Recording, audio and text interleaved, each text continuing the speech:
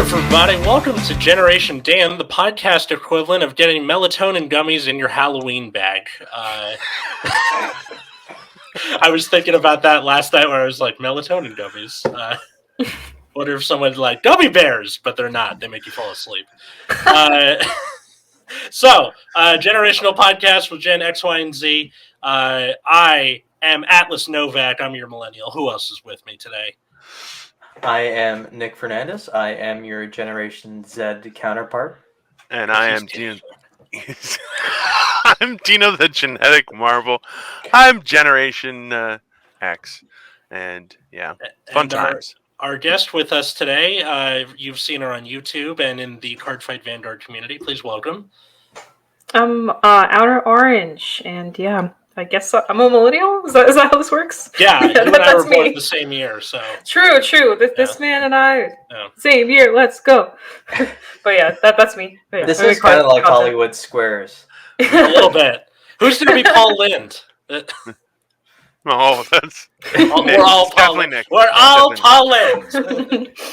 It does kind of hurt your brain trying to figure out which way to point. Yeah, because me wanting to point this way is the opposite way. I got to point to my right. For you, I'm just pointing up into the wall. Yeah. I guess for me, it's not too bad. Oh wait, Orange is there. Atlas is there. There, Nick's there. I'm right here. And then people listening to this are like, "What the fuck are they talking about?"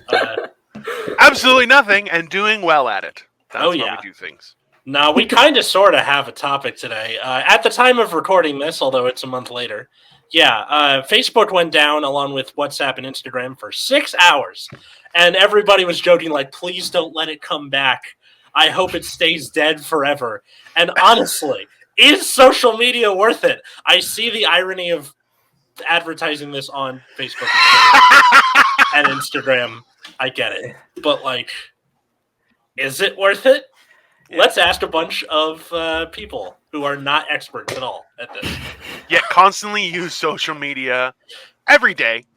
Let's be honest. As we should. It is a valid question. I had a funny time with that story because I didn't know it was happening because I was actually productive that day. You were out and doing shit.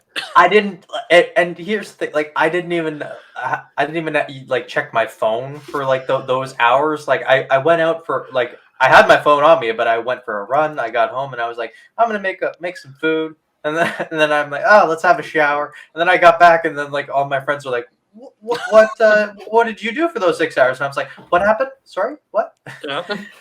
Which was a fun thing to be like. I felt accomplished. That I didn't know. I was like, man, I had a good day. That was a good day. I didn't have to resort to. Yeah. I'm not gonna lie, I'm kind of with you. I had no idea, but I was on Twitter that day, plugging myself in, and then I was working. And I don't really use Facebook as much as other people do. I used to back in high school. It was Facebook was the go-to, but nowadays I go on, I pop off, I leave because I'm working. I work at home, with my work studio's right there. I really don't have the time to go on Facebook and see what's going on. Plus, Facebook kind of got. Is it just me or did Facebook get kind of dull over the years? It did, yeah. Hateful. Yeah, very hateful. Yeah.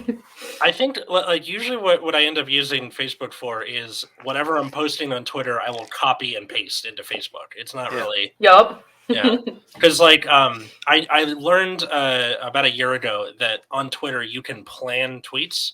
So I will write joke tweets, a month in advance and have them set up for, 2 a day every weekday. So when they come out, I just go, oh, that one came out today. Copy, paste, move on with my life. It's not really something where I'm doom scrolling through Facebook. Really? So are you workshopping Halloween jokes mid-March? Not that far in advance. I try and be at least a month ahead. But yeah, I have stuff planned. I'll give you an example. Could you pull up some of the ones you have scheduled for He already has a costume ready. So okay. The costume is going to be my girlfriend's a kindergarten teacher. She is having me be Steve from Blue's Clues, and she's going to be Blue. Aww. So which I was like, are you kidding me? A costume that doesn't chafe? I'm in. That's true. Dino, you of all people should know the downside of having to put on a Halloween costume. It's like, I'm too fat for this. Yeah, Like, all the time. yeah. Listen, I just embraced being scary looking. Like that's I had one where one Halloween where I had I wore coveralls. Mhm. I had like cartoon hand, like the big round fingers and stuff, and a little bunny mask. So it really looked like I was a murderer because I'm 6'2" and like The guy from Donnie 360 pounds. Darko? That's what I'm thinking. No, it was much smaller, so it just barely covered my face, Oh. and you could see you could kind of see my eyes through the eye holes. Like it was great. It had a mesh on it. So, and then I would just walk up to my friends' windows and then just start tilting my head sideways while I'm looking at them. And Into the logo. yeah, and then I walked up behind another guy and just picked him up. I have pictures on Facebook. It's great. But yeah, no, I lost my phone, or I broke my phone a few weeks ago and I had to get a new phone. So I had like 5 days of no phone. Mhm. And I was more angry that of the way it made me feel not having access to everything at the palm of my hand, and that frustrated me. So when Facebook and Instagram and WhatsApp went down, I was like, day off, all right, no one's contacting me, this is gonna be super, Yeah. Yeah, because like the best Halloween costume while simultaneously being the most uncomfortable I ever did was in 2018. I was Teddy Roosevelt. I don't know if in the early 1900s if it was just colder back then, but there's layers, much like Dino knows because odors have layers. Like an onion. And onions. And onions. Onions have layers. Odors have layers. So it was just hot. Like it was like a jacket with a coat under it, and just like Jesus Christ, it's California, Southern California. It is too hot for Teddy Roosevelt. I was sweating the whole night. Fucked that costume, but also I looked great in it. So. And I'm sure like there was a lot of people at the whatever spot Lots you were of body at. heat, just very, very claustrophobic. Yeah, and you can't even take off layers, right? Because you stop looking like Teddy. Yeah, and you probably soak through. So you like your vest must have just been like sopping wet by the end of the night. It was my pits. You ever been to a convention with like that kind of outfit? Because I actually used to cosplay a lot before everything got shut down. Mm-hmm. And every time I think back to anytime I wear a cosplay, like I've dressed up as Diva from Overwatch a couple times, and I've done like her big Lolita outfit, which is a big dress and like the cute ears and everything. Mm-hmm. I was dying because I went to Dragon Con and it was in August, and I live in Georgia, and it's pretty hot in August in Georgia, and by the way. Humid in Georgia. And it's humid. So I literally lasted like 2 hours, and I was like, I have to get out of this thing. I literally bought like pants and a shirt like right nearby, and I was like, this needs to go. I changed like instantly. It was so bad. So I can't imagine how you were in that outfit. Yeah. So this year I'm just happy. It's like a long sleeve shirt, khakis, done. Like super easy. To answer Nick's question, so I have one planned for Tuesday, November 23rd at 9:02 a.m. So it's that meme with the two like shaking hands, right? And then it says visiting your relatives and the movie Old. And then under it says a short visit taking years off your life. It's pretty good. Yeah. So pretty good. Get ready for that's coming out around Thanksgiving. Yeah, so you're already dreading Thanksgiving. Yeah, except I'm not going to visit relatives. I'm going with my girlfriend to her best friend's place. So it's completely new for me. Oh, like a Friendsgiving? Sounds good. Is that what they call that? I guess a Friendsgiving, yeah, but they're like they've been friends since they were like 5 years old, so sisters or whatever, right? Yeah, but it's gonna be the thing where they're gonna be doing inside jokes, and I'm gonna be like, try not to touch anything. Cool. I'm in a city alone, and the only familiar person that I know of is making inside jokes with her friend that she's known for longer than me. Help. Yeah, that sounds horrible. Yeah. Is there anything worse as like someone who fancies themselves a comedian than like just being around people that are running inside jokes and just being impotent? Like, because you can't even yes and, right? Because you don't know what to build. Yeah, because it's funny to them. Yeah, and you don't know what to build on, and then so you're just like, it's It's got to be the same feeling as like when people are singing "Happy Birthday" to you. Yes. Dude, Right? I have literally I have a rule with my family. If you sing happy birthday, I will get up and leave the room until you're done. I'm not doing this. That seems like a lot of work. For them Really? to do the song or to get up and leave? To get up and leave. It's like, what, 10 steps? Are you that lazy? Yes. No, yes, I just, am actually. See, that's like a level of spite that I wouldn't want to commit to for the rest of my life. Like, Yeah, then you're gonna be that locking guy yourself who in walked for- away during Yeah. Happy Birthday, right? Like, Yeah. You can't be Listen, that guy. I'm just Yeah. still living on the high of the I fact am, that though. I got Orange's reference to Diva. And I'm like, I play Overwatch. I know who those characters are. Look at me. I know things as an old person. didn't. I feel great. I didn't. Yeah. I just went. Yeah. That's because the whole generation is wasted. It's done. You guys are kids of an apocalypse that never happened. It's horrible. We've gone so generations, we've come out the other side, back to Gen X. And now There you go. it's with Dino. This is I'll survive the apocalypse because I just have energy stores walking around with me. It's great. Yeah, it's going to be that movie, The Road, but instead of like a harrowing journey of a father and his son, it's just Dino walking around, gradually losing weight, and he's like, "What? I'm fine. It's like I'm it's good." it's a little hot, a little dusty, Yeah. but it's good. No Yeah, clam hands. It's good. I think we could look like 3 years into whatever post-apocalyptic environment, and people are emaciated. You can see everyone's ribs because it's really hard to get food, and then Dino's just walking around, just shredded. Yeah, Like I would look super he's been hot. working. He's had He's enough. like a svelte, shredded. Yeah. I'll It's be walking obviously around in been a doing loincloth, just be like, calisthenics, apocalypse is great. Do. Dino the Barbarian. Yeah. Yeah. 100%. That's exactly. I've banked on that happening at some point in my life while I can still walk around. That's really, yeah. The pictures are going to be great. Well, humans have made storing fat is a biological necessity in times of like low nutritional value and when their food isn't around. Like bears do it to hibernate and stuff. Like Yeah. and so, but we've made it. We've like kind of gotten to the point where it's become like it's just an issue. Like Yeah. Well, because that is- gout used to be a rich person's disease. Yep. Like kings and shit would get it, and then now it's the other way around, where like the rich people can afford to hire a personal trainer and all that stuff, and gout is because you live in a food desert. I have gout, so I don't care. That's something we don't. I'm not surprised, honestly. Something we don't hear much up in Canada is food deserts. Yeah, it's a very kind of American thing. I feel like we have that issue, but just in places we don't care about. Like none of it. What? What's None of it I'm is a sure that's an territory issue up far to there, the but north. but it's never like a news item here. Like I'm sure that's an issue there. What's a food desert? Like just being scarce on food, or So a food desert is a place. It's like it's a town or whatever where there is not a lot of options in terms of healthy food. So like you have one grocery store maybe, and like all they can carry is like chemical loaded bullshit.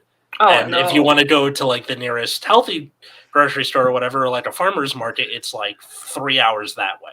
Oh wow, Yeah. that's pretty unfortunate. Yeah, it's very much a thing in like the And even Middle in their America. produce section, like you're getting like iceberg lettuce. and that's it. Yeah, like Yeah. that's your only option. Wow, dang, Yeah. I feel privileged where I'm at. I don't have this problem at all. I mean, it's not really a thing in LA, but like outside of LA, you've done a lot of that in the rest of California. Yeah, the village from Tremors. Like it's got one place, and that's it. Your options are fight a giant snake that's underground, or a hot dog.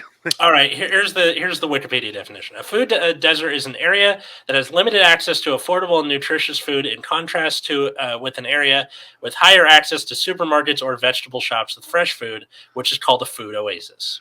Wow. So, in other words, people who are not able to live in communities, but also too dumb to figure out farming. That's what it really is. Or just don't have the materials and time and that kind of thing, because I'm trying capitalism to- sucks. Think it's kind of so. It's, in some cases, like if you guys, I don't know if you guys ever heard of like Whole Foods or Sprouts, but those places are pretty pricey for the kind of healthy food you get. So in a sense, like Healthy. That's Yeah. the point, yeah. Because Yeah. the cheapest foods are the least healthy usually. The most delicious, yes. But so what I'm getting at is like I feel like even if you are surrounded by that kind of stuff, you can't really. For some people, you can't even afford it. To be honest, I used to work at Publix, which is kind of like half healthy, half not. And I mean, like the prices are insane. Like people go there as privileged, like I have money people, and they would just go there just for the experience. They weren't even going there for the better food or the better everything. They're just like, yeah, I'm just here because you guys all treat me like king, and it's like. Okay, but what getting is like it's kind of hard to afford some of that stuff anyway. Like I remember I used to look at the prices. It's like $6 for like a piece of lettuce. It's like why? Yeah. Why is it $6? You ever do the go to the self checkout and everything is bananas strategy? What do you mean? Dino knows exactly what I'm talking about. I have no idea. So you go to the self checkout where there's a guy watching you, but he's not watching what you type into the machine usually because there's like 6 people. So you type in weigh item by weight, bananas, which are the cheapest thing, stick it all on there, and then it's like what $3 or whatever because it's by weight. That's dangerous. Yeah. That's how you get a TV. It's a little awkward. That's like no, I'm just saying like that's how. Somebody with limited income like gets around the. That's fair. This is my 75-inch bananas. Yeah. You can't really do something like that. It only really works with food. I think. Yeah, because you weigh like say you weigh like a tomato, but you can weigh it as a banana. Yeah, that makes sense. Actually, the place I worked out didn't have a self checkout, but because public surprise for some reason like is about this whole like the customer must talk to the employee, so you must go through the checkout. So they're changing it now. I don't want to say that, and then like some Publix employees listening is like, wait, that's not true. That's what Gelson's is, and I hate it. What? Is it like a higher end grocery store? Like where is it? It is in the Ralph's to Whole Foods. It's like so in terms of it being a grocery store, it's like your typical grocery store. Like you go to like your Kroger's, your ShopRites, your whatever. It's very normal, but because we as employees treat our customers with an extra satisfaction, like there's just an extra touch that we do. It's like a step above that. In terms of quality of food, it's probably in between like a Sprouts and like a very generic like grocery store. But because like we have so many policies, like you can't say no to a customer, period. Like that doesn't exist. Like you can't say no. You treat them at their best performance. We walk them with their groceries to their like cars and actually unpack stuff for them. Like it's like a whole thing. Now, granted, they are slowly starting to kind of change some things here and there. I don't work there anymore. I work there like it's been almost a year now. Wow, it's been a year, but trust me, it's like the customer's always right no matter what. Like that policy is like very, very to the point. Like they don't care what needs to be done to make sure that they're happy when they leave. Like it doesn't matter if we're giving them free food. I don't want to talk to anybody when I go to the grocery store. Grocery stores put my headphones in, shop for the gross shit that I want to buy, put it in the self-checkout, and leave without talking to a soul. I don't know what it is about people here, but they come here and it's like they're asking to talk to you. Like they'll be like I remember one time I got stuck with a customer for 25 minutes and they're going on and on about their mom, their dad, their dog, their dog's sister, the dog's sister's wife, and I'm over here like, yeah, cool. I guess I'll kill 25 minutes. I don't know. You're not leaving me alone, so I guess this is part of my life now. But yeah, it's just how the company. It's very hard. Like if you're having a bad day, or if you just really don't feel like being a slave for a day, it can be kind of hard. Like that job you have to have a very specific mentality. But granted, if you don't feel like being a slave. Because that's how it feels sometimes. Like there are some times where you are 100% in the right, and it doesn't matter what you say or do, and you're still somehow in the wrong. Like and the manager will even tell you're in the wrong, and it doesn't happen too often. And sometimes, for the most part, it's good. And the company treats employees very well, so like it's kind of like a mixed bag. But sometimes there are points where you just kind of feel like you're like this little pea, and it just sucks. Sounds like Scientology to me. I feel like it's like I'll never get a job there. Like that's just right out there. That's never gonna happen. I believe it. You can't be It's the barrier not being in a different country. This is what you can't be right here. You can't be yourself. That's all. That's what kind of sucks about it. You have to conform to a certain mentality. The original saying wasn't "customer was always right." It's "customer is always right in matters of taste," which means that you can't give them shit like "don't yuck on their yum," but they can be wrong about shit like, "Hey, can I change my kid's diaper in the aisle?" No, you can't. That has nothing to do with taste. There's a bathroom. Get the fuck over there. Mm-hmm. Yeah, no, but I find that people no longer have that understanding of what is acceptable and unacceptable for public behavior, right? Like Yeah. a child. definitely. Yeah. Well, like a child is going to cry in public because it's a child. It doesn't know any better, right? Like that's like there's certain degrees, but then you have people who just freak out because did you know? Stop right there. Get out. Just no more. Just leave. It's not. This isn't a TED Talk. This is a place of business. There's no benefit to any of that kind of interaction. That's why, like as you said, Atlas, not wanting to interact with people. I live my entire life not wanting to interact with people unless it's from a convenient distance, like this. That's why I'm like. Aside from that, people are like, "Hey, you gonna come out?" I'm like, "Nah, I'm gonna stay home with my wife."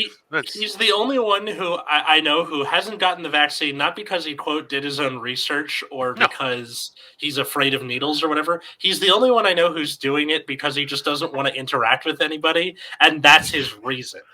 Yeah, that's great. It's like you're Larry David putting on the MAGA hat so people will leave you alone. I'm not anti-vax. I'm pro-pandemic. Isolating everybody is spot. That's exactly the way I want to live. Like pro-pandemic. I was promised spit take across my entire laptop. You got this close. You're this close. Then that means we've succeeded as a podcast. Yeah, I think so. Listen, that's my. I'm like, listen, I am loving the fact that I could just message people like, "Hey, hope you're doing great," and they're like, "Hey, we miss you. Hopefully, we can get together." I'm like, 2025, maybe. That's all. Well, people are like, "Oh, it's gonna be just." I still remember when people were like, "Oh, 2 weeks to flatten the curve," and I'm like, "Okay, good luck with that." And I'm like, "Listen, minimum for something like that is at least 6 months, and even still, I think at this point we're at a halfway point, which I'm like, I think we need to double down on the not interacting with people. You know, take it to a whole other level." I think, honestly, where we live, at least, I don't know about you guys, but my state does not give a flying banana about the fact that there is a pandemic. I remember it was June of 2020? Not even June, it was May. May of 2020, people are walking around, going to the pool, in their swimsuits. Literally, like, we had the pandemic in March. And then in May, people are already like, I don't care. I do what I want. I'm in the South. The pandemic doesn't exist. I'm like, because in their head, they're like, okay, well, I've done my social obligation. Yeah, I did my 2 months. I'm good, right? The pandemic's over. Viruses don't care about social obligations, and it's like, I wish Fauci or someone just said that once, like, hey, I know this sucks and everything, but like, this isn't something that you can be like, oh, Southern hospitality. It just fucking does it. It's a virus. It doesn't care who you are, or that's why the Black Plague was so like helpful for workers, because it affected everyone, no matter who you were. I feel like we're missing an opportunity to have, like, the coronavirus has come to visit, and we must treat it accordingly, sir. Like, that's just... I don't think that's how things work in the South, but I think I'm game. Me saying that as a Californian would get me shot. Definitely. I think just being a Californian just gets you shot in the South. I saw a thing where, I saw some tweet where it was like, I went to a school where there were people from countries all over the world, some of which were at war with each other, and the only like conflict that arose was the NorCal kids versus the SoCal kids, and that is definitely a thing. There was this woman. Shout out to Jagleen if you're still out there. I'm sorry, that's a name, Jagleen. Yeah, she was Punjabi. So Jagleen was from NorCal. I'm from SoCal. We went to college together and worked like an on-campus job. We got into arguments all the time. Maybe literally, you're pronouncing it Punjabi instead of Punjabi, but that's how she pronounced it, Punjabi. She was wrong too. That's okay. Okay, well, whatever it is. Sorry, I grew up in a very no, it's okay. Asian town. I'm often wrong about stuff, so that's okay. But it was just fun because, like, our manager would be like, "Will you guys please just get to work?" And we'll be like, "No, we have to hash it out over whether a freeway is pronounced the number or I number." I'm like, "It's not I if it's within one state. It is not an interstate. It is just the 405, not I-405." What? Oh, you're saying that if the highway goes interstate, it would be I-405. But because it's only the 405 is only in California, it's just this is the 405. Yeah, that makes sense. I get it. It would just be us like going back and forth. Just after a while, they're like, just let him fucking hash it out. I can't. So, I feel like that's the versus success SoCal. of the working class when you can argue and your boss is like, just let him argue. I know. Yeah. Can't get him to work. That's how you fight the power. That's what like. It also tells you how much dead time there is at most jobs. It was a call center, so yes, definitely. Oh god! Oh no! We were Not the call center. We were the people who called you after you graduated asking for money. So the worst. Yeah, the worst. It would literally be a thing where someone would like pick up and be like, "I hate you guys." I'm like, "Look, I know, but also this is how I pay my rent. So, want to give to the college I go to?" And they're like, "I guess." I would do different accents over the phone just to waste time. Like, don't they record those sessions? They do. What was your go-to? My go-to was the Irish accent because I'm the best at it. Nope. Somehow this kind of sing-song equality was better. Nope. No, not good enough. Nope. That is exactly how you get beat up here. You sound like you have a Irish accent that you've lost because you've been in the U.S. for 20 That's what I told years. people. They'll be like, "You sound like you're from California." And I'm like, "I know. I moved to California when I was a young child, and I lost the accent over time. It worked like twice. That was it. It was literally just a waste of time. What else am I supposed to do?" That's fair, though. I feel that like job sucks, so no offense. You said like 40 words. I think maybe 4 of them were in the accent. So, but that's a good run. Like I that's agree. a With good way just to keep them confused, right? Yeah. The key to success in a call center is keeping the person you're calling confused, and that sounds like a tactic that they'd use to like kind of recruit you for something. It's like, so what you do is you move through 3 different accents in the conversation, keeps them on their toes. It sounds like it's in a handbook or something. Have you there's like actual Twitch streamers and YouTubers that actually purposely like mess with these people. Like you get like those like I don't know if you guys have ever like associated with like the coding field or programming field, but there's a lot. So pretty much there's like these companies that exist, kind of like like the pyramid companies, where they'll try and suck you into a contract to code quotations and then send you over to a different state somewhere to where you'll be making like $50,000 a year coding for someone. It's really scam. It's like a huge scam thing. And these Indians will like call you in and ask for all your information, all this stuff, and they'll just sit there and try to get you to do whatever. There's some YouTubers and streamers, and they do it not just with this, but other stuff, where they'll literally purposely make the call go as long as humanly possible. Like there's one person that made an 18-hour call that just kept like confusing them and kept like turning it back at them, or they would act like an old lady or like an old man and just sit there like, "Oh, I don't know how to do this thing. Oh, I don't know where to go." Like they would like purposely extend it and see how long they can make the conversation go for. I haven't watched it, but I've heard so much about it. Apparently it's like really amusing. It's crazy how dedicated these people are. They will sit there on the phone until they get you to do what you want them to do.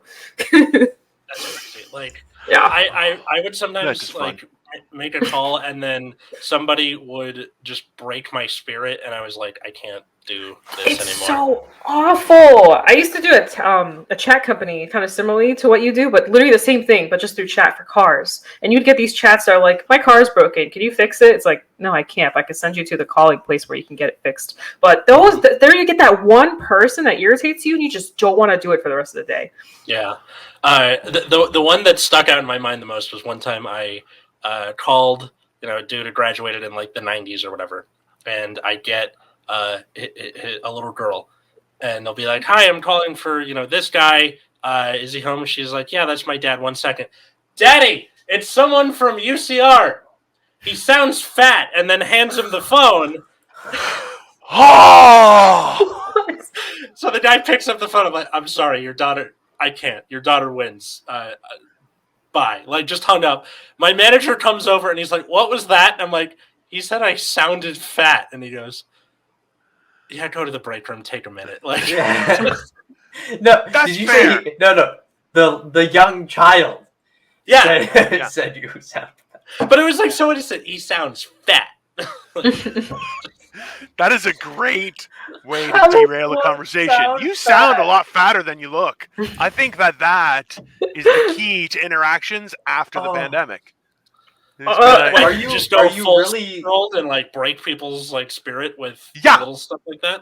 I think so. Are you really breathy on the phone? No. Like, that's the only way I'm like No. thinking. Like, how does one sound fat? Exactly. Like, how do you sound fat? Unless you sound out of I breath guess if you're by like the eating a activity of sandwich or talking. sound like you have multiple chins. You know what? Like, But I I think was- it's more of a Yeah. you know, I- like I was playing Overwatch the other night, and I forgot to mute my mic, and someone was like, "Hey, man, just stop breathing into the mic. Are you okay? Do you need help?" And I was like, "No, just fat." He's like, "Ooh, I think it's time for some life changes." And I was like, that's I like had zero response because I just didn't realize. The thing is, if I have it in here, I'm like, it's just right in there. I'm like, oh, I forgot. My bad. Yeah. Sounds like you're going up a steep set of stairs. It sounded like I was on a Fellowship of the Ring by myself. Like that's like, no, you've gone too far, friend. You should Oh my God. reevaluate your life. And I was like, I'm just gonna mute myself now. This But is- thanks for that. I gotta say, trash talk has come a long way before like kill yourself. Like before it was like kill yourself, calling people your mom. your mom, the F word, and now it's like, you all right, buddy? You okay? And that breaks your Like- spirit way more when they're genuinely empathetic. It's like, okay, 100%. Absolutely. hey, like after this game, do you want to just like hop in a Discord? We can chat it out. Yeah. And you're just like, fuck you, man. Yeah, you're like, I don't need your pity, you son of a bitch. I paid for this fat, and I'm carrying it well. It's not, yeah, you think, but I have gout, but I'm carrying it well. Oh God. Maybe So sad, but it'll be okay. that's the thing is usually I don't interact with people, and I was like, oh, I'm like, no, just gonna mute my mic now. And just So then your wife came by, like, what was that? And she's like, he said, I need to make life decisions. Like, go hit the break room, take 5. no, I'm playing Overwatch with tears running down my face, going, no, everything is gonna be fine, honey. It's okay. I'm almost done this round, and I think we might win. I'm a big boy. He's falling off the map. It goes onto the thing that you go to. That he falls off the map just out of pity. Oh, you're saving the base. Oh, nope. I just fell off. I'm dead. So my family does something similar to this now, in that we just bully the fuck out of my dad, but like behind his back, because he's gotten to the age where he's gotten like just like unreasonably crotchety. Like he's reached that age, and it's like he's not a bad guy or anything. It's just like his temper's gotten shorter for some reason. Just everything really bothers him. How old is your dad? Like 56, 57. He's got a lot to be angry about. Let's be honest. Hey, but you know, we're not complaining about that. But like my sister, like she still lives at home, so she deals with them all day because they both work from home. Okay. And so the other day, my dad was like working out at home in the basement, and it's an open concept house, right? So sound travels. And my sister, I'm just gonna read out the text she sent. Oh, me. you got transcripts. Oh, Right. it is. Let's do it. Yeah. It was hilarious. So I this is the text I get. Dad working out in the basement. A feature film coming soon to theaters. Viewers can expect phrases such as "motherfucker." Come on, Lewis, you can do it. Yes, I can do it. Ugh, yes, keep going. And my personal favorite, are you fucking kidding me?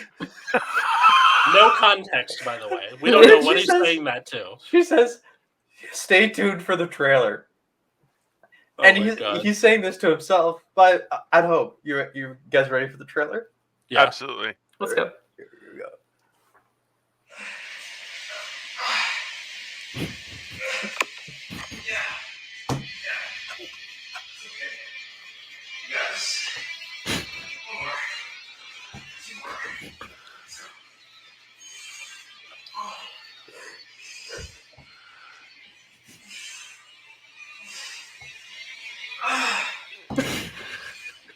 Are you sure he's not like boning a piece of exercise equipment?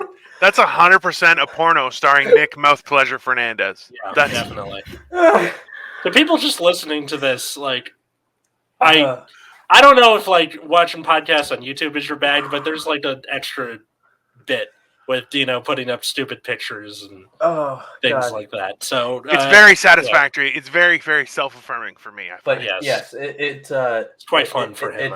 It made me die laughing. That is so fucking funny. Like, God forbid somebody's listening to this. Like and this is just a man in his own home, like trying to get a workout in and be healthy. Like this is all that's a workout. I thought he was working, like just working. No. He's working out. He's doing like he got this like circuit like videos or whatever, and it's like people on the screen walk you through the exercise and they tell you how much to do and stuff. And they're very. I've done the exercises like the workouts with them. They are difficult. They are like, and they're intense, but does not warrant that level of volume. But it just made me. I feel like that's when ASMR goes bad, right? Like that's ASMR gone bad. It's just too much. Where you're like, no, inappropriate. Yeah. So all this to say, we have a group chat between like me and my sister and my mom, and it's just it's almost exclusively us complaining about him.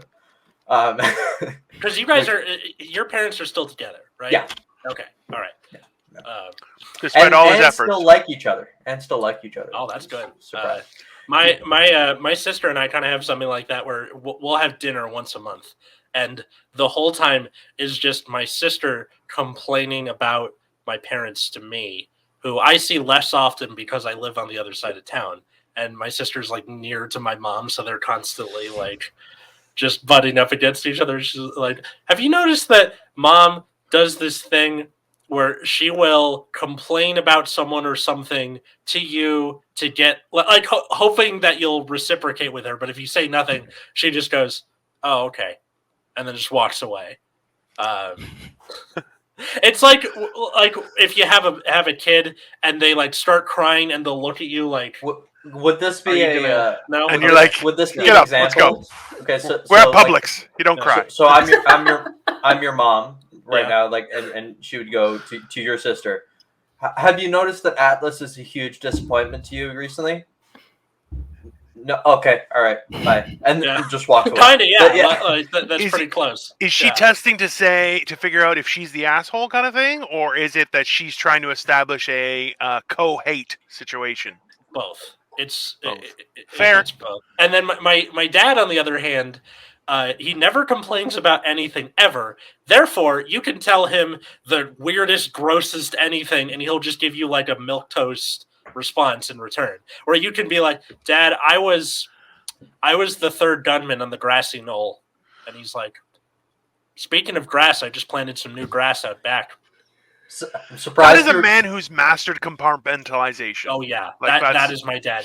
There is a room in his mind that is possibly the creation of the devil. Does he have some sort of outlet that doesn't make sense with the rest of his life? He gardens and he makes music because he's retired. So is the music good, or is it like from like Ross Geller from Friends called The Sound? Like, what's the good music? But he's a terrible singer, and he doesn't have anyone to sing for him. So there's lots of terrible singers. That's fine. Yeah. If it's good music, good music matters. Good music, yeah. I find I can get a lot out of music. It helps to have good vocals, but at the same time, just good music will, get the job done. What's the genre?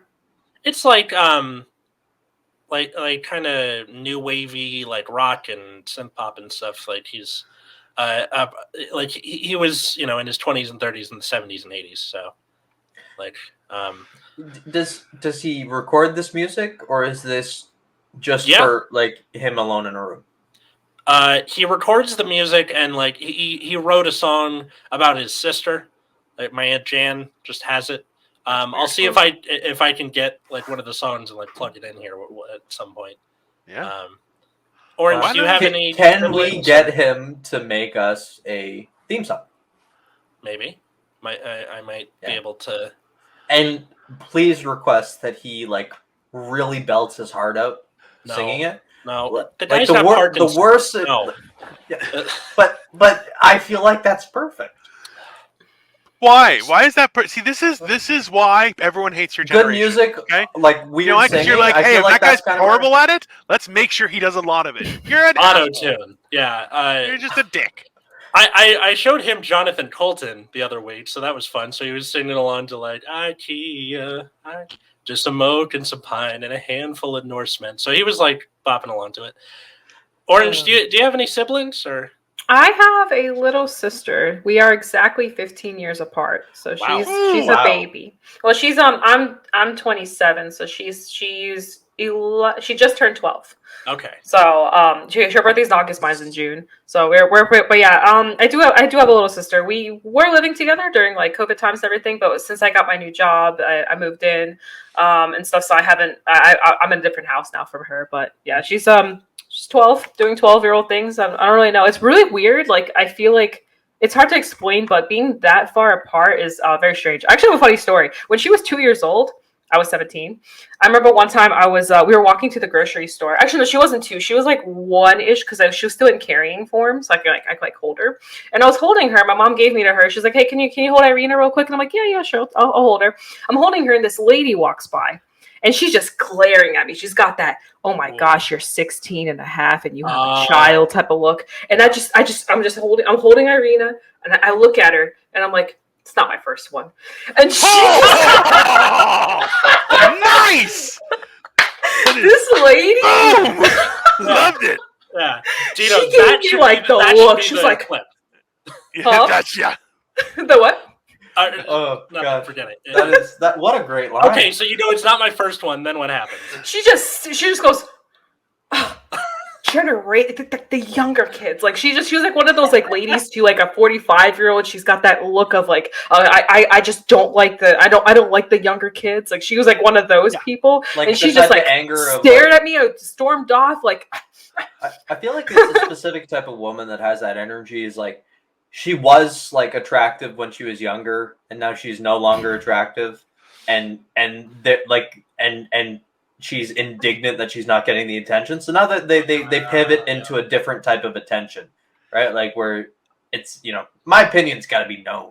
That's what most Karens are, right? It's people who are hot in high school, their looks start to go, and now they're like, well, now what do? I just get in a fight with the manager, right? Yeah, it's people who didn't have OnlyFans so that they could actually really encourage their hotness onto the world. Now they've lost it. No one loves them. They're a trash bag of human parts, and now they're going to just share their hate with other people. That's the good thing about being a trash bag of human parts from the get-go. You continue to be a trash bag of human parts, but you're still funny. So yeah. If anything, I've gotten funnier as I've gotten more trashy. I haven't worn pants, like just shorts, this entire time, and it has been interesting. Being hot is the one thing. Like the one thing it makes you worse at is comedy. Oh. You know what? There's nothing worse than someone who's very attractive and also extremely funny, and like then they can like dance. You're like, oh, fuck you, leave something. That's like, okay. Have you guys seen? There's a guy who's on TikTok and YouTube and everything, and he's gorgeous. He's got like long flowing hair, but he does recordings on Omegle, and people are like, you're beautiful, right? And I'm like, I can't. I'd be like, listen, I hope you have a tiny penis because I can't interact. Like, it's not fair. It's just unreasonable. He's got a great voice and he's beautiful, and you're like, listen, that's too much. It's just too much on one person. I'm not interested. There has to be something. Listen, if I walk into the room and people are like, listen, I haven't broke any furniture and I smell presentable, I'm winning, okay? Because then I'm funny and I'm done, right? Yeah, you're beating all expectations. You're the problem. Yeah, exactly. Right? I will say, nothing makes me feel used to make me feel safer in dive bars than standing next to Dino. It's true. It could be the sketchiest spot. Like the number of times where we were in Ajax at that bar, and I'm looking around, I'm like, this is not a safe place to be. Dino the Giant Marvel. I just imagine you guys at rock bottom. SpongeBob's freaking out, and you're just like, I'm with Dino. We're cool. We can hang out here. It was a place where like I went outside to like chain smoke cigarettes because that felt safer. Like that felt like the safer option, the healthier option. I am going to take up chain smoking cigarettes so as to feel safer. I think that's a new one. I've never heard of like.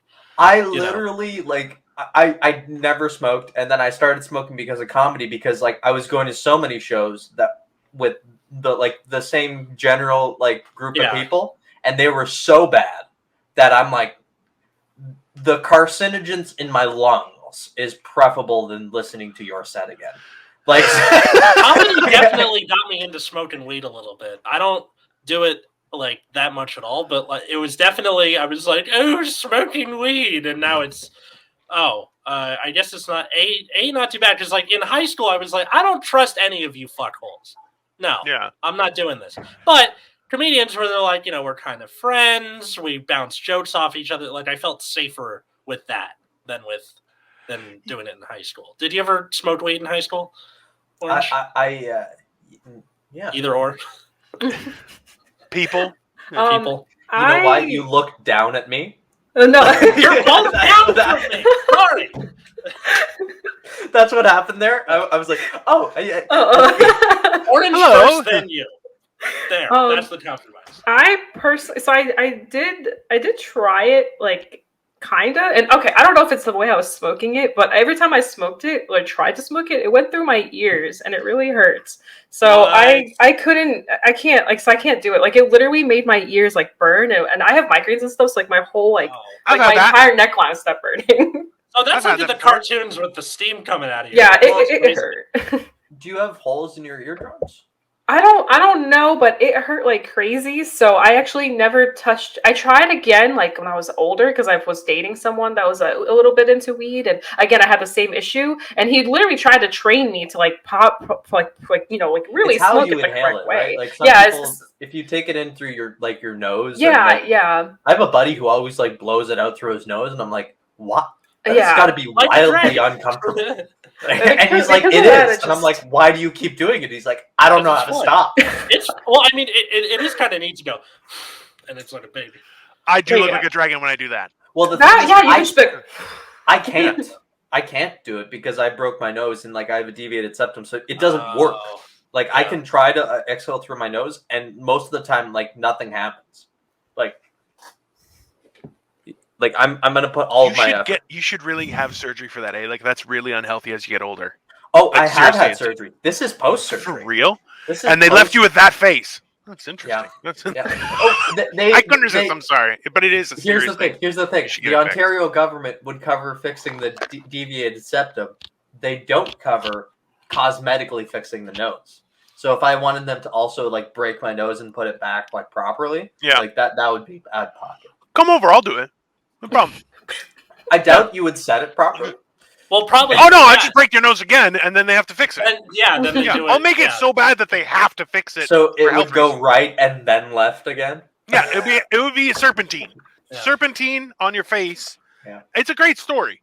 Orange, this is something you and I cannot relate to at all. We're just like, I dropped a box on my nose one time, and ever since then it hurts like right here. And I probably should get that done or fixed or something. But no, I more meant the Ontario government pays for it. Oh yeah, healthcare.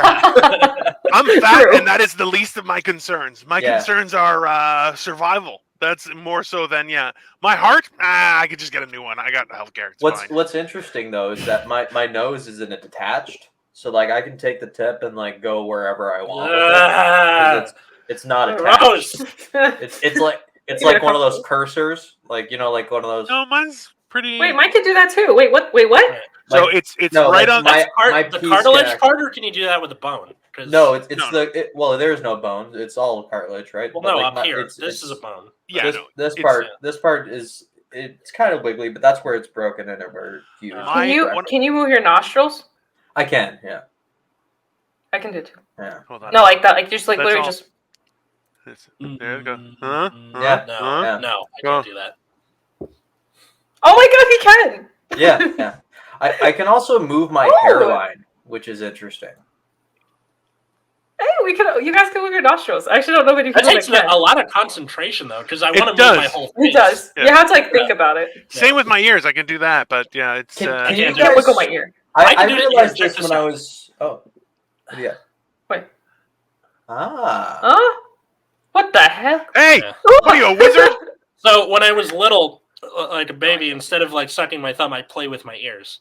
So the cartilage back here is just busted. You can. I had something similar, but not my own ears. I had an obsession with feeling other people's ears. So it was like a soothing thing. Like, so when I would before I'd go to sleep, I'd be like, "Mom, I gotta feel your ear," and and it would be. So now everyone else can do that. And my favorite was my nonna because she had really fat earlobes. And she's diabetic. I'm sure she was even diabetic back then. So they were always cold. And they were always ice cold. So I used to love it because you just hold it and then it would kind of warm up. And then my mom always loves telling this story because one time I slept over at my grandma's house, my dad's parents' place, and my grandma went, "Nicholas, she knew this about me. She was before I went to sleep, she was like, "Nicholas, if you want, you can feel my ears." And then I said to her, "No, that's okay. I'll feel my own." You suck. And broke this grandmother's heart. Oh, I'm sure. That's why everyone hates your generation. You selfish pricks. Yeah, that's he sounds fat, but for your family. That's But that's from her perspective, God, that must have been heartbreaking to know that the other grandmother gets it all the time, and the one time kids are assholes. That's fair. Let's be honest. God. Sometimes too honest. Yeah. And even with your sister, from the mouths of babes, right? Has she said something like that? Where you're like, "Oh fuck, too mean." Strangely enough, my sister is one of the sweetest things on the planet. She's one of those sisters that she walks up to me and she's like, and she says my name and I'll just say my name, Masha. She'll be like, "Masha," and I'm like, "Yes."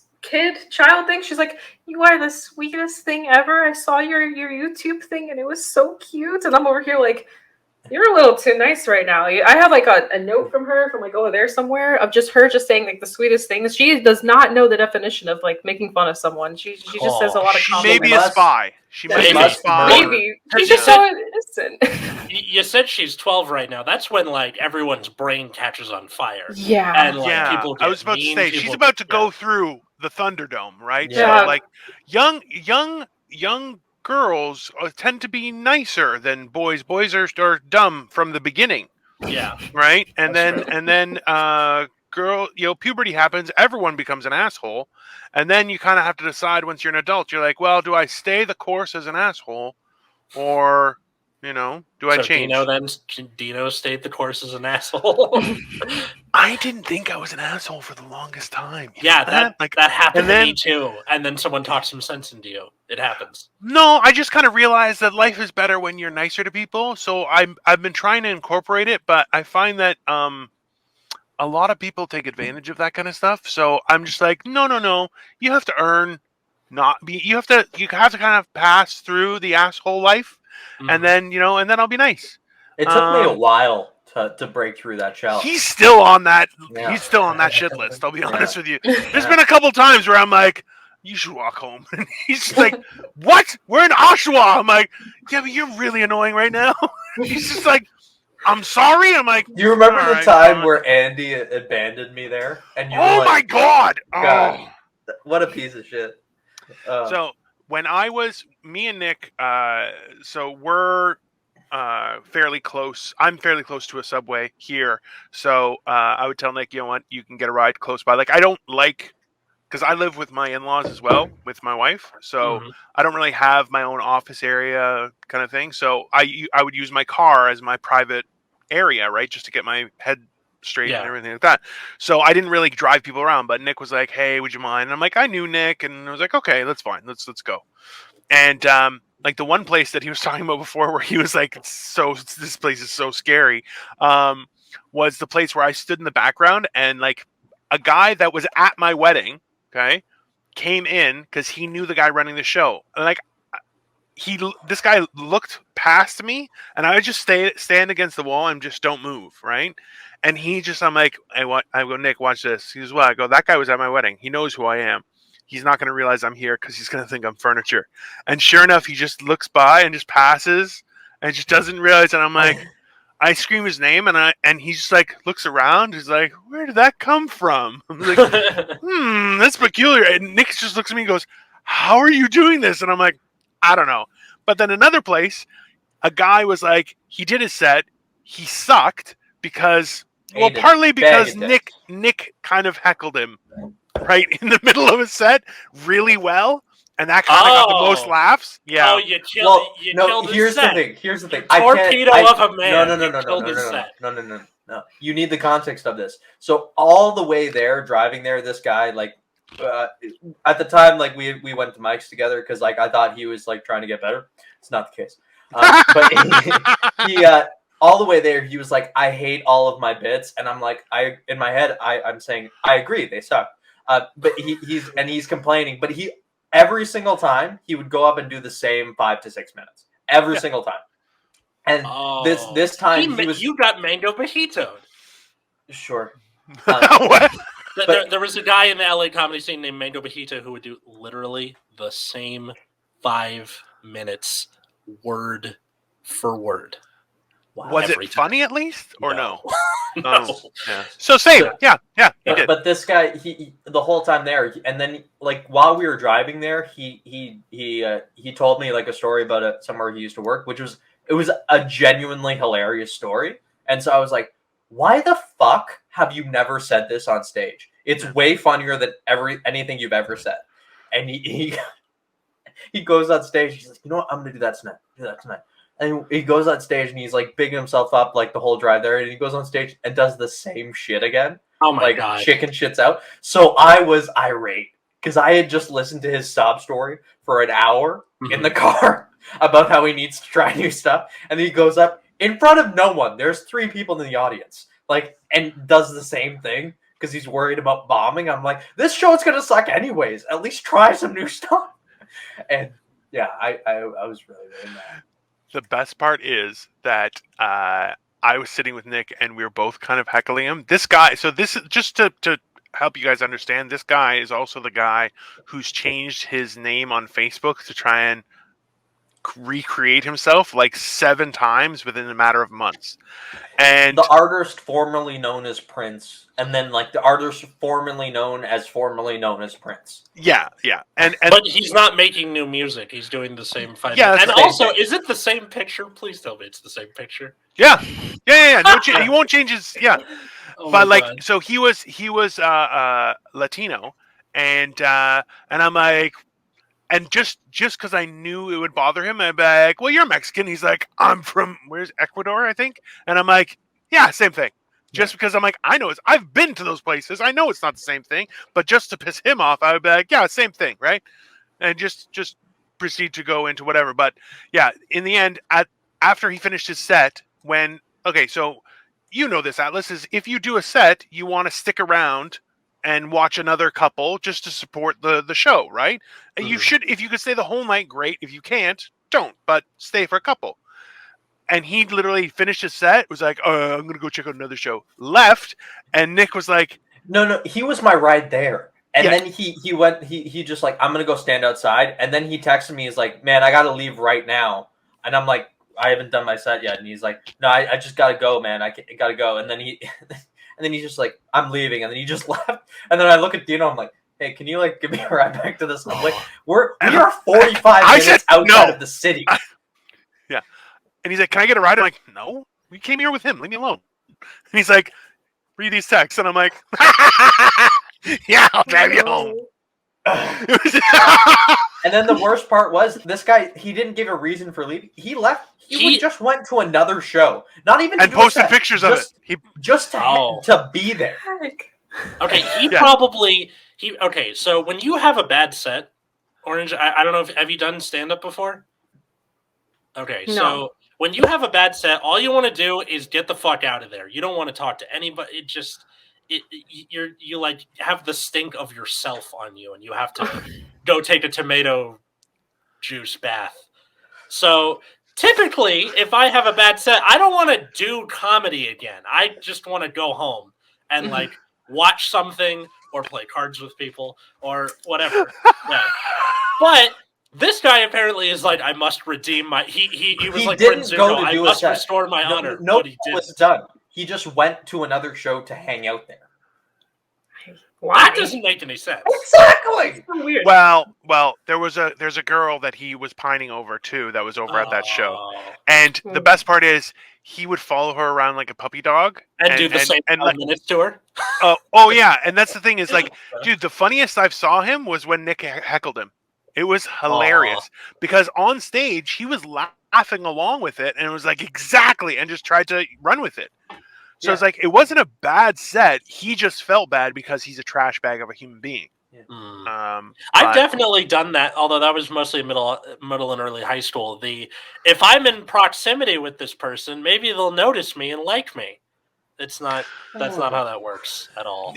Well, this is the thing is listen, you can't live life with the expectation of others adoring you when you're not even a fan of who you are as a human being. That's just not how it works. Jesus Christ, Dino, coming in with the poignancy.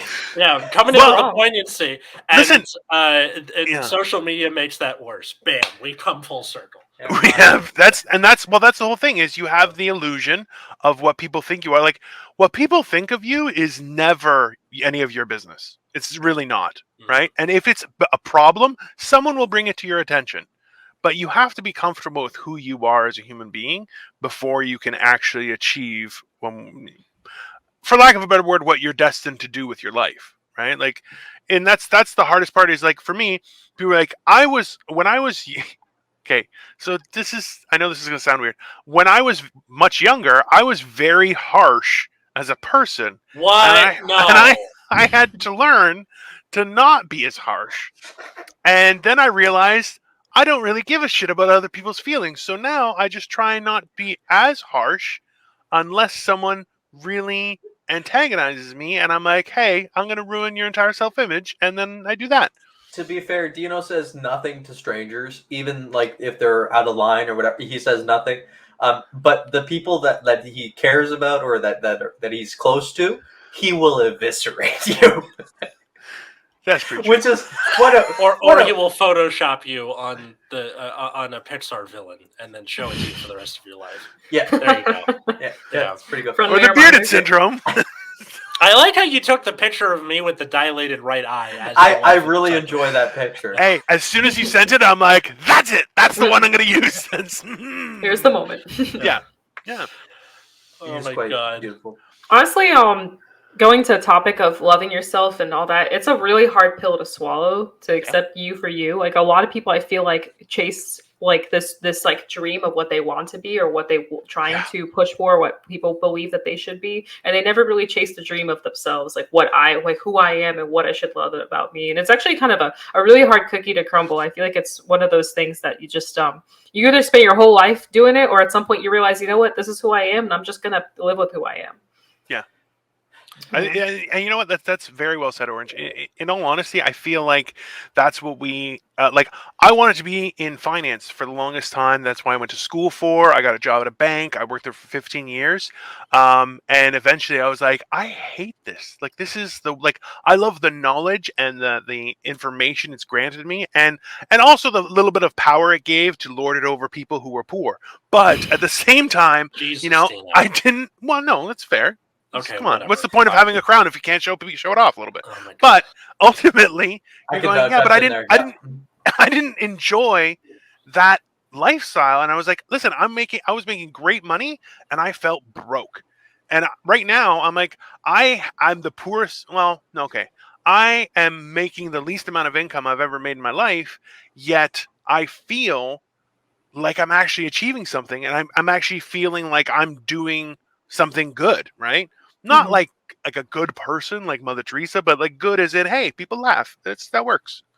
I think doing what you love versus doing something just for money is something a lot of people tend to miss. Like they're like, because people always forget, even though money is a great, powerful thing, it really doesn't solve all your problems. It may help you with your problems, but at the end of the day, if you're not happy, even though you're making great money, it doesn't matter how much money you're going to make if you're doing something you hate. I'm actually going through a similar issue right now. So as you guys may know or may not know, I'm a software engineer. I code for I work for a company that gets hired by other companies, and one of the companies I work for is like American Airlines and all this stuff. And I'm kind of in this weird thing where I went to school for 2 years, did all this stuff. I got my education. I have 2 bachelors. I have one in English and one in software engineering with a minor in computer science. Long story short, I really like writing. I really like being creative, but at the end of the day, I am starting to realize that I kind of don't like coding, and I don't know if I will get to a point where I may enjoy it. But I'm making really great money. But I prefer doing like my YouTube, my Twitch. Like if I could do that full time, I probably would over what I'm currently doing, even though the money would literally be 10% of what I'm currently making. So Yeah. I went through the exact same thing as you, Orange. I went to school for actuarial and financial mathematics. ooh. But now I work in sales because I'd rather talk to people than look at spreadsheets all day. Yet the Even though universe I wants you to put your head in a book. They even don't though want to talk to you at all. Even though I love spreadsheets, I love doing work with spreadsheets. I love numbers and stuff. But the people you have to work with in order to do those The jobs, worst. fucking off. Yeah. Couldn't do it. Yeah. Couldn't do it. And they think they're great. You're like, you're really horrible. Oh, yeah. Sorry, Atlas. I didn't mean to cut you off. okay, Patrick Bateman, like people like that, probably, right? Yeah. Yeah. It's like people. No, who it's focus, not. It's like, not even that like where they Worse. like going out drinking and stuff. It's where they're judgy and don't have a decent personality. Like where like and it's or none, or no and personality. don't know how to carry a conversation. So like it makes every work meeting a chore. Like every interaction is a chore where you're like you got to psych yourself up for it. But yeah. Yeah. And then in my case, I may be at like a kind of shitty job, but it's a job that I can do with ease, and it gives me the time to pursue stand-up and play cards with my friends and run 2 pretty fantastic podcasts. And also, thanks to that Twitter thing, I don't have to spend time on Twitter. I can just queue stuff up and then leave it alone, which is a good All right. time. Can I get one that you have before we wrap up? Can I get a Yeah. scheduled tweet for next week? I want For to know next week. I want to know what I'm looking forward to next week. Oh my god. Not this Now, week. by the way, this only works on the desktop version of Twitter. You can't do it over on your phone. I noticed. I was like, I gotta find out. You can how to do actually that. use I think there's a separate app you can use on your phone that like integrates with Twitter where you can do the same thing, but it's like a third party thing. Anyway. Weird. All right. That's how they get you. All right. I totally knew what Daft Punk was before I heard LCD Sound System's Daft Punk is playing at my house. Yep, totally knew. No need to check up there. Nobody's listened to LCD Sound System, have they? Nope. Well, right over my head. Sorry. How about this? Mambo number 5, but Lou Bega is a mad scientist trying to make the perfect woman. Better? I Yeah. feel like you need a lot more Mambos. Yeah. Like that would you not stop at 5. Like there's a lot of nuance to the perfect woman, and Yeah. You'd need to Not what you'd iterate a expect. few more times. Yeah. Yeah. 1, Yeah. 2, 3, 4, 5. Orange, thank you so much for coming on Generation Dan with us. Thank you for having me. Where can people find you and follow you and all that good stuff? YouTube, OuterOrange. Just like if you're seeing this, it's right here on my thingy, or whatever this right here. there. I got it. It's right here. Or right if here. you're listening, Nope, right it's outer and orange. Like an outer peel. And then on Twitter, I'm outer_orange, and then on Twitch, I'm OuterOrange, and pretty much anywhere else, I'm OuterOrange except Twitter. Twitter's the only weird one. I should probably fix that eventually. I'll have links in the show notes in the description, so Yep. you can just click on that, follow that. You can follow the show at Generation Dan on Twitter. We don't really have an Instagram because there's not really anything to put there unless it was just us in like different outfits, which not a terrible idea. Tell a friend, leave a like or leave a comment on whatever medium you happen to be listening to this through. And then where can they find the rest of us, Dino? I'm Dino the Genetic Marvel. I've been producing a bunch of shows and podcasts through the Eargasm Network out of Cleveland, so definitely give them a like and a share, or Dino the Genetic Marvel all over the place. I got all sorts of stuff. I'm the only one because realistically, Dino was never a popular name in North America, so it's worked to my advantage. I'm also a giant, So it's pretty advantageous in that fashion. I feel like genetic marvel is the kicker there. Yeah, You would he think, really, but he really no. focused in on the Dino part. Yeah. Can I That's say? not the weird part. You can follow me at Atlas Novak, like you're seeing over here. Twitter, Instagram. You can also follow my other podcast, Nexus at Night, which is about a trading card game called Card Fight Vanguard, which OuterOrange has also been a guest on. So that's fun. How There you about go. Nick? You can find me on Instagram at Nick Fernandez Comedy. This is a real struggle to try and line it up and Oh, actually your hit poor it every elbow. day. That actually looks Yeah. painful. It is. It really is. No, Can- it's try it. Give it a shot. Yeah. It's impossible. To Right do here. Yeah. Right here. And right there. yeah. Oh, it's right here. Yeah. Look Or at that email us name. at generationdanpod at gmail if you got like episode topics you want us to start on and then immediately spiral off from. That's cool. Yeah. Yes. Yeah, or just come say hi. Thanks everybody for listening, and we'll see you next week. Bye. God damn it. Bye.